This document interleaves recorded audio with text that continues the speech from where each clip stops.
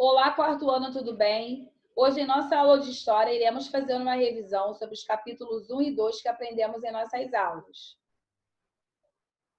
Aprendemos que a História é a área de conhecimento que se dedica a estudar a ação dos seres humanos nos lugares onde vivem ao longo do tempo. Então, a gente vai entender que a História ela tem uma preocupação em fazer uma pesquisa para contar para a gente como ocorreu a história daquele determinado lugar. Os estudos históricos nos permitem perceber que, com o tempo, ocorrem mudanças no local onde vivemos e no modo de vida das pessoas. Então, a gente tem aqui uma imagem do mesmo lugar. Essa imagem aqui é a imagem antiga e essa aqui é a imagem atual, composta de várias construções de prédios, ruas e etc. A história é muito importante, pois ela nos possibilita conhecermos mais sobre o nosso passado. Aqui o nosso coleguinha Ted vai contar que ele aprendeu um assunto bem interessante na aula de história dele. Olá, eu aprendi na aula de história que os portugueses chegaram ao Brasil no ano de 1500. Aprendemos que cada um possui a sua cultura e que devemos respeitá-la, e que todos nós somos um sujeito histórico na sociedade onde vivemos. Então, a gente vai observar aqui que todo mundo tem uma importância, independente da sua religião, cultura de onde vive. Você terá uma história. A história divide-se em 3 conceitos de tempo. Nós temos o tempo da natureza, o tempo cronológico e o tempo histórico.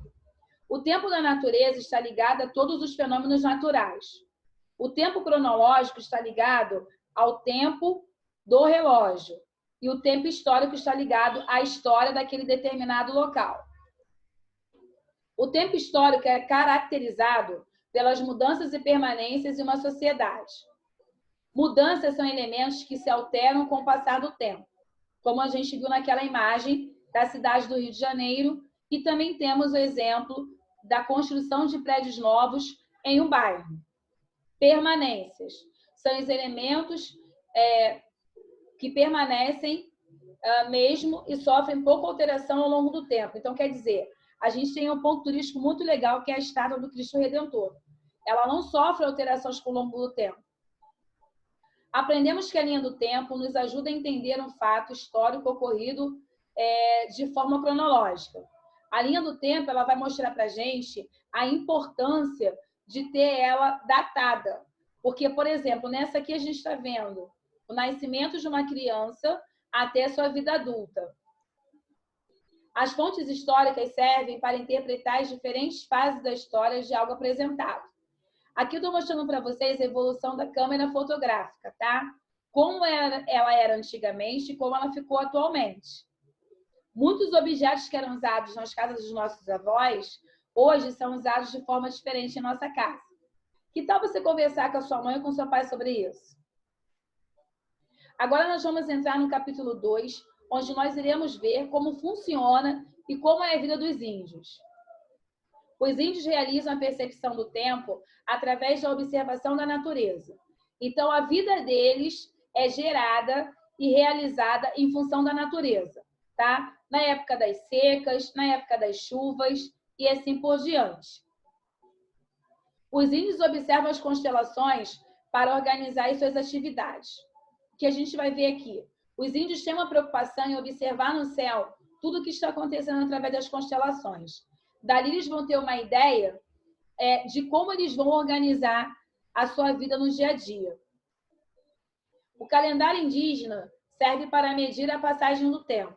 Ele se divide em dias, meses e anos. Esse calendário é diferente do nosso, pois ele não possui as datas. Ele é simbolizado através de desenhos. Esses desenhos vão indicar quando é a época da pesca, época de colheita e assim por diante. Os índios procuram ter uma relação harmoniosa com a natureza. Só retiram dela o que realmente é necessário para a sua sobrevivência. Como isso acontece? Aqui a gente está vendo a imagem de um índio pescando. Se ele precisa somente de 2 peixes para o seu almoço, ele só vai pescar 2 peixes. Ele não vai pescar a mais do que isso, porque ele acredita que preservar a natureza, acima de tudo, é muito importante para ele continuar tendo alimento. A religiosidade dos índios é passada através de lendas para contar a história de sua tribo, como a lenda da mandioca apresentada em nosso livro. Aí você vai lá no capítulo 2, dá uma lidinha novamente nessa lenda, que é bem interessante. E você também pode realizar pesquisas na internet sobre lendas indígenas. Nós temos várias, ok?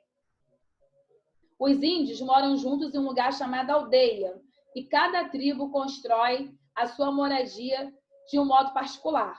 Geralmente a gente conhece essas casas chamadas como ocas. Só que aqui eu estou apresentando para vocês 3 tipos de moradias indígenas que são desenvolvidas por eles. Eu tenho certeza que você relembrou das nossas aulas e até a próxima.